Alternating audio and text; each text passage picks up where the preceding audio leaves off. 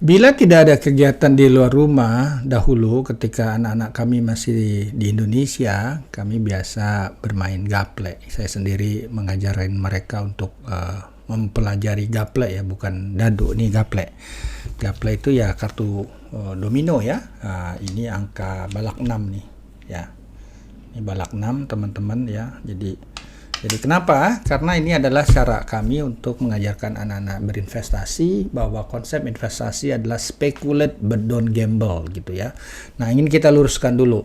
Selama beberapa tahun saya mengajar statistika di FEUI ya, itu ada juga menghitung probability ya, ada lempar dadu dan lain-lain ya. Pada dasarnya itu mutually eksklusif ya antara pelemparan pertama dan kedua itu juga tidak berhubungan ya, independen, kemudian sifatnya random gitu. Jadi nggak ada, kalau dadunya itu fair, itu nggak ada kemungkinan kita bisa menang ya. Nah, beda dengan permainan gaplek.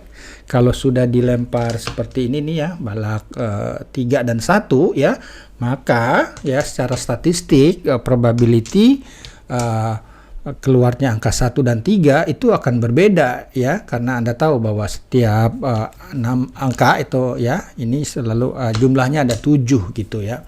Nah, inilah yang menyebabkan ya kita juga untuk menang ya itu harus observe ya. Saya demikian terkesima lah boleh dibilang dengan teman-teman saya di Aksrama Daksinapati ya, Daku Menanti Setia Sampai Mati ya di Rawamangun, itu yang dari teman saya yang dari Sumatera Barat, dari Medan, itu kayaknya luar biasa, mereka bisa mengingat angka yang sudah turun. Akhirnya saya di sana belajar, terus terang saya pada para senior yang jagoan itu saya belajar ya. Disitulah saya belajar ilmunya bahwa main gaple itu jangan menemani musuh dan memusuhi teman ya. Kemudian sedapat mungkin paksa teman yang paksa lawan yang itu untuk memakan ekornya sendiri ya. Kemudian karena kalau suatu orang kuat di suatu angka biasanya nggak akan kuat di tempat yang lain, yaitu keadilan gitu ya. Dan kita fokus bukan cuma melewatkan tapi menang gitu. Nah, jadi yang di gaple itu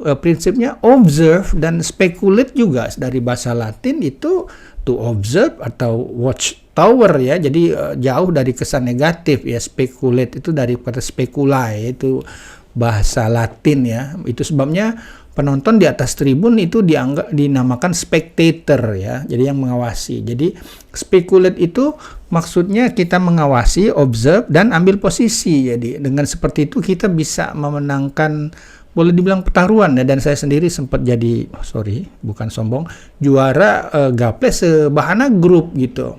Nah, tentunya teman-teman ya melihat nih, lalu Pak Budi apa hubungannya dengan asbabun nuzul surat Ar-Rum? Nah, surat Ar-Rum juga terkait dengan informasi ya, informasi yang berupa wahyu. Saat itu ada berita Romawi yang sebagian besar penduduknya beragama Kristen itu dikalahkan oleh bangsa Persia ya. Sasanid, Majusi, dianggap sebagai penyembah api, dan saat itu kaum muslim di Mekah itu dikuyu-kuyu lah, boleh dibilang diperolok ya gitu. Dan ada sahabat Nabi ya, bahwa katanya tuh ya, saudara kamu kalah ya, adalah sahabat Nabi yang namanya Abu Bakar ya. Abu Bakar ini dia yakin ya dengan kebenaran wahyu, dan dia ditantang untuk melakukan taruhan ya 10 ekor unta ya. Silakan buka di tafsir Ibnu Katsir itu ada ya. Kemudian ketika lapor kepada Nabi Muhammad mengatakan tingkatkan taruhannya ya, kemudian namun perpanjang waktunya ya, dan perpanjang waktunya disarankan di bawah 10 tahun ya, sesuai dengan deskripsi arti dari makna kata yang digunakan pakai dalam surat Ar-Rum tersebut. Dan betul ya, Abu Bakar bertaruh katanya 100 ekor unta di bawah 10 tahun ya, dan memang terbukti menang. Nah, wahyu ini kan informasi, kalau intelijen tuh A1 ya pasti benar gitu ya. Jadi ketika menang Abu Bakar bergembira, cuan kan, walaupun Nabi waktu itu ya karena yang diajak bertaruh itu sudah meninggal dan keluarga mereka yang membayar, tapi saat itu hasilnya itu disedekahkan lah gitu. Nah sekarang informasi ini beredar sebagai statistik ya. Misalnya coba deh teman-teman, apa yang unik setelah COVID ini ketika BI melakukan pelonggaran likuiditas dengan menurunkan bunga, menurunkan GWM ya. Ternyata bank nggak kunjung menyalurkan kredit, malah mereka lebih banyak menyimpan kembali di katakanlah surat berharga Bank Indonesia, open market operation, dan juga di dalam SBN ya. Sekarang kepemilikan bank domestik itu mengalahkan ini loh ya, kepemilikan asing ya.